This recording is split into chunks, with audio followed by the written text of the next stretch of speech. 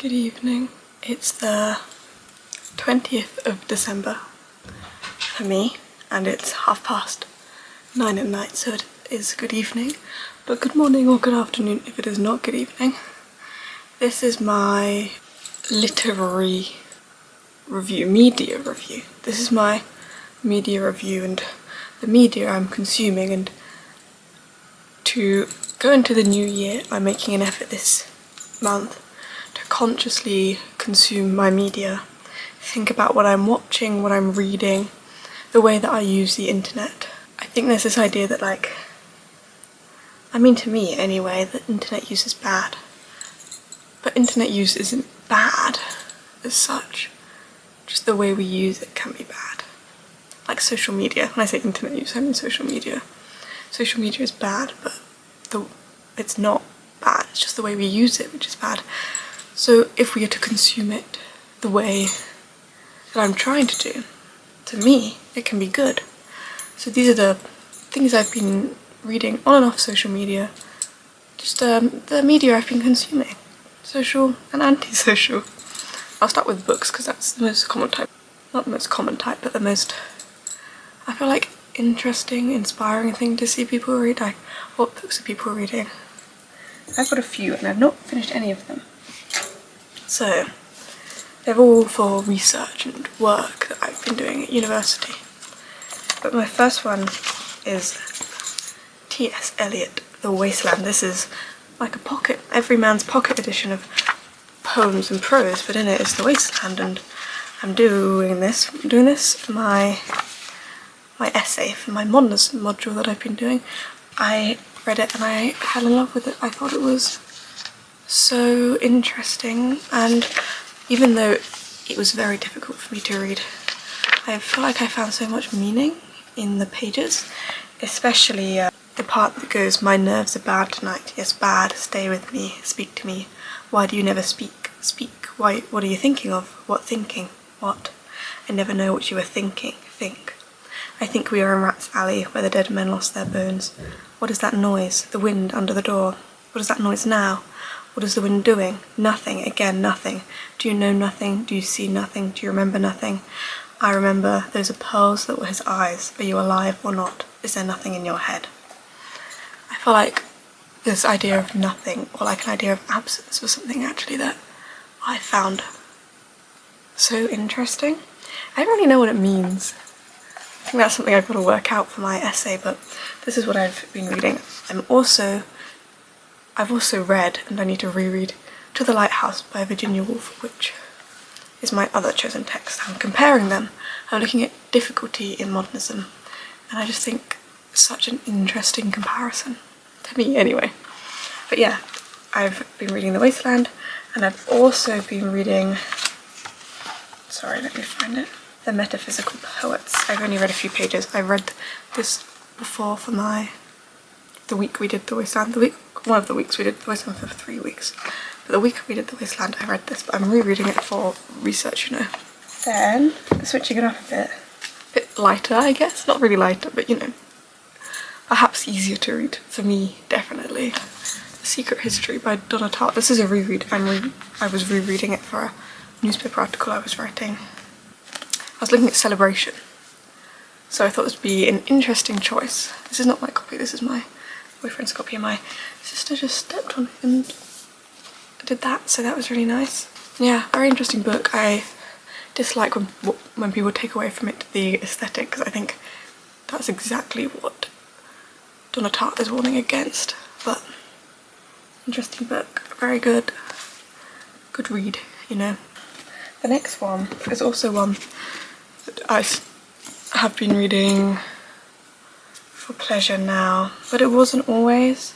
At some point it was for uni again. I had a module, a journalism module that I was doing, and we read I Used to Be Charming Eve Babitz, and I think they say you're either an Eve Babitz fan or a Joan Didion fan.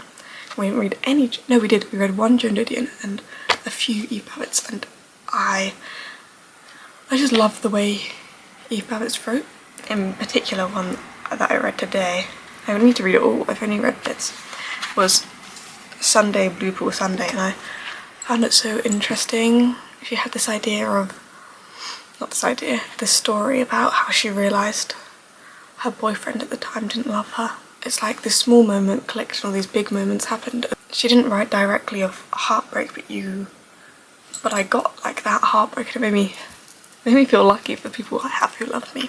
Eve Babitz, very good. I'm very glad there was an Eve Babitz Renaissance, and she's getting credit she deserves because my journalism teacher introduced us to her, and he's introduced us to many great writers, but Eve Babitz could be my favourite.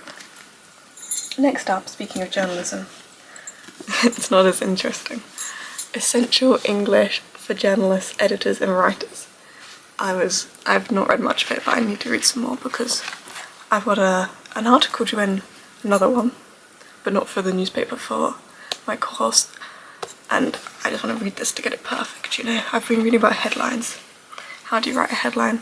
And to be honest, I don't really like the headlines they're writing. I don't feel like I'd want to write a headline like that, but we were recommended this to read, so I've been flicking through, reading a bit about headlines, going to look at words. You know, I want to learn, I'm eager to learn, so that was good for me. Those are all the books I've been reading. On to, I guess, social media. I'm going to do videos and I'm also going to do essays. So, videos. Recently I deleted YouTube and I reinstalled it only on the basis that I can only consume videos that teach me something and only watch it when I want to learn something, not when I just want to distract myself from a task that needs to be done. So I watched 4 videos that I thought were worthy of note. I watched a few more. These were the 4. The Art of the Tea Tray, which is up in a picture here. Such an interesting video about this idea. At first I was confused because it just felt like she was describing taking tea, and I guess to some extent as a British person, in my house we have tea every day at 4 o'clock. So it really is a time where, like, as a family we come together and we have a cup of tea. But this was basically more about the idea that you should be present in what you're doing. You make this tea and you design this tea tray and you decide what goes on it, and you do an activity that stimulates your mind while you have your tea. I thought that was a good idea. Just like, even in inane actions you can be more present. That's what I took away from it. Also, I watched How to Winter Well, which was not a seasonal guide, but looking at life, the reason we do things, why we should do things. Winter, I feel like, can be one of the most difficult months for people who have dark winters, and we like kind of hide away from it. But she was proposing that we need to actively make memories, not just let the seasons pass by. Of course we make memories, but we should go out doing it intentionally. She described this library as, like, not just books. Here's my books, these are my childhood books. Not just books, but also music and art, and you create this library of the seasons, which I thought was very interesting. And also this idea of clubs, but it doesn't have to be something that you pay to join. She was saying, like, chess, and one of her clubs was going to a jazz bar. So I feel like that's something really, really interesting to take away. Write notes like Joan Didion was another one I watched.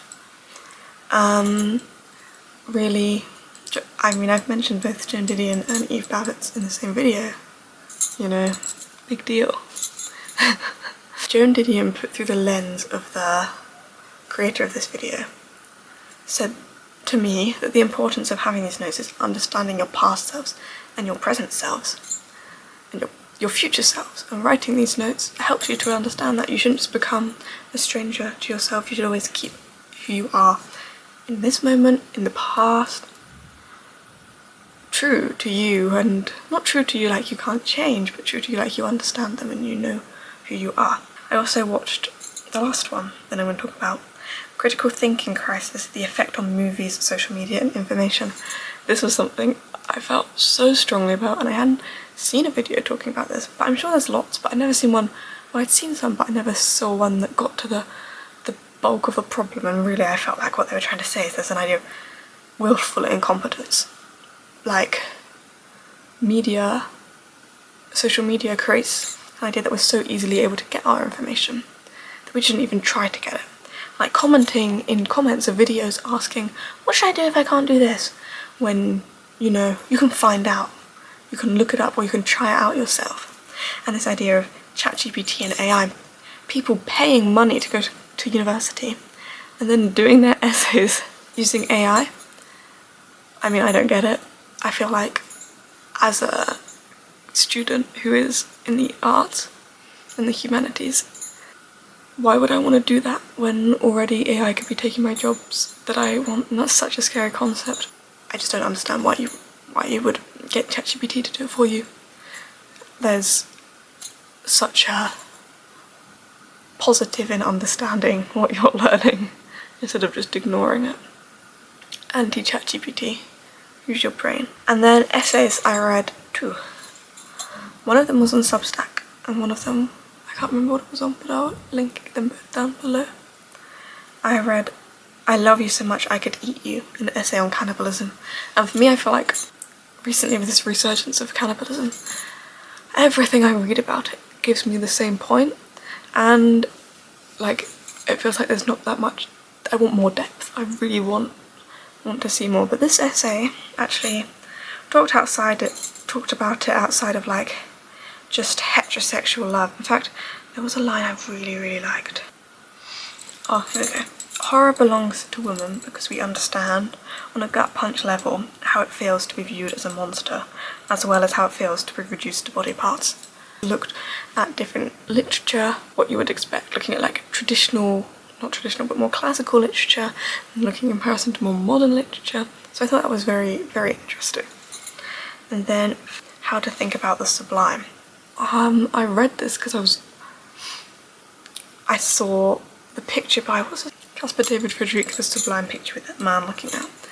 And it was talking about this idea when you feel so in awe of nature, like just looking at it all, realising there's a whole universe out there, and this idea that the sublime and this feeling of the sublime can relate to moral and morals. I thought it was very interesting. It also talked about not just nature but also like culture. That when we, for example, for me, something I found was when we look at cathedrals and we think, oh, they're so beautiful, and for me I understand, and I think it's a really like beautiful and profound thing that people built these, which I like to think is because it's an expression of devotion, and I think that's such an amazing idea, like truly. There's ones where I go to uni and the Catholic one is like, I just gaze at it as the bus goes by, and that apparently is the feeling of the sublime. And obviously I've learned about it before, but I feel like this just helped me understand it, how to think about the sublime. Like, I'm thinking about it. Thank you so much for watching if you got all the way to the end. Read some Eve Babbitt. Have a good Christmas if this is uploaded before then. If it's not, then have a happy new year. And if it's the new year, I hope you're having a good one. Thank you for watching. Thank you very much. Comment down below an essay I should read. Thank you very much for watching. See you in the next one. Have a good holiday season.